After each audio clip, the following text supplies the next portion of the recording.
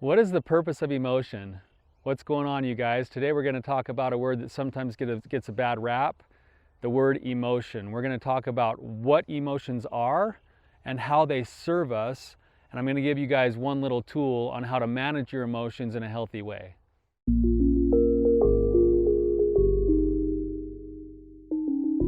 Hey guys, I'm Tyler, your Wandering Therapist. I am excited to be visiting with you today about the topic of emotions.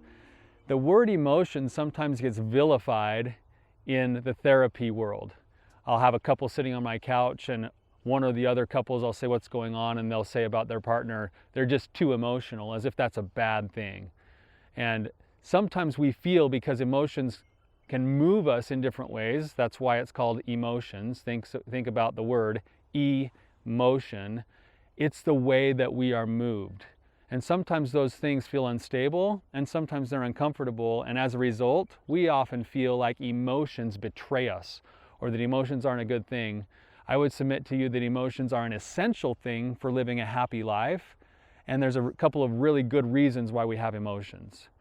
So one of the first reasons why we have emotions, and one of the things that emotions produce for us, is motion and movement, or motivation. When we feel something, whatever we feel, it's paired up with an automatic response. So if you think about anger, anger is paired up usually with fight. And sometimes, if we look at it from an evolutionary perspective, the anger is probably what actually helps us to survive when something has been taken from us and we have to go and protect ourselves or defend our families or do something else. That response that's paired with the emotion is actually what moves us into action that allows us to survive. If we're feeling sad or if we're feeling down, the paired up response is usually to either cry or to move away and to take a time out, which isn't necessarily a bad thing. That's a good thing, which allows us to reground ourselves. It allows us to protect ourselves, and it becomes some part of our survival system. You think about all of the goals that you set for yourself. Any goal that you set for yourself in your rational mind is only going to be pursued because there's an emotional part of you that's driving for it, that knows that you're going to hit that goal and you're going to receive some emotional, sometimes a physical payout for the work that you put in to reach that goal. So emotions move us into action, and they become a very powerful thing. They're responsible for our impulse, they're responsible for our survival, they're responsible for us to be motivated to make the changes in our lives that we need to sometimes. And if we don't feel those emotions, it doesn't allow us to be as productive in our lives. It also doesn't allow us to actually be able to soak up the full savor of what life has to offer.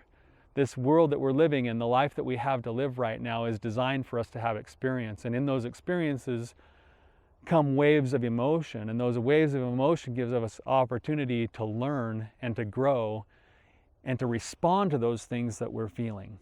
So one of the places where we go wrong with emotion is that sometimes our reaction or our emotional response doesn't necessarily line itself up with the facts, and then that's where we get into trouble. So one of the skills that we're going to talk about today with managing our emotions is to check the facts when you're noticing an emotion. This takes a couple of simple things to do. The first thing is to start paying attention to how you feel. So you may set an alarm a couple of times a day, and when that alarm goes off, see if you can do this quick exercise where you connect your physical body to the emotion that you're feeling.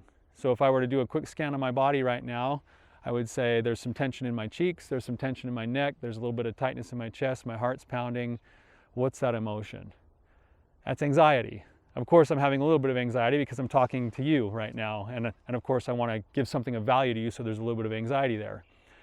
It's appropriate for me to have a level of anxiety right now in this situation, which means that my body and my response to want to do certain things is in line with the situation. In that case, we follow through on what our emotion is saying. And what anxiety does, even though most of us think anxiety is bad, anxiety in a healthy way is also the thing that motivates us and that helps us to perform.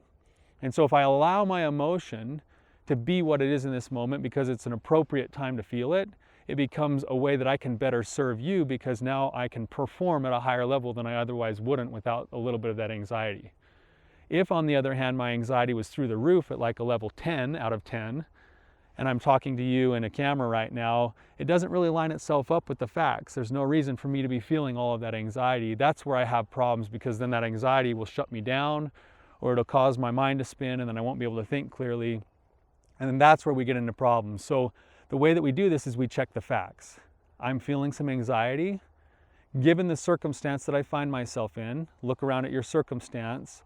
Does my emotion fit the facts? And if the answer is yes, then I continue to live the way that my emotion is telling me in that moment. If the answer is no, then one of the things that I can do is I act opposite to that emotion.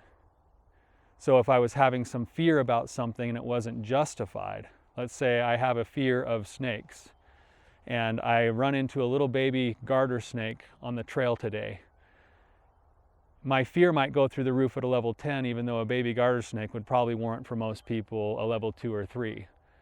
If the facts don't fit my emotions, then I can act opposite. And instead of running away from the snake, I can take a step closer and I can try to observe it. Or if I get really brave, I might even reach down and put my fingers on it for a second, just to show myself that I'm living within the facts of the situation. And in doing so, I allow myself to line myself up with the feelings I'm having accurately with the life that I'm living. And when I do that, life becomes vibrant, it becomes colorful. I can trust myself to live in those moments. So you guys check the facts.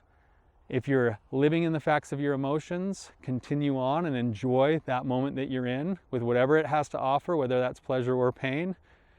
And if not, act opposite to that emotion and train yourself to live in the reality of what's right in front of you. You guys have an awesome day. Thank you so much for being here with me. If you found this to be valuable for you, please hit the like and subscribe button. If you're facing particular struggles that you need help with or roadblocks that you're running into, please submit a question. I'd be happy to answer it for you.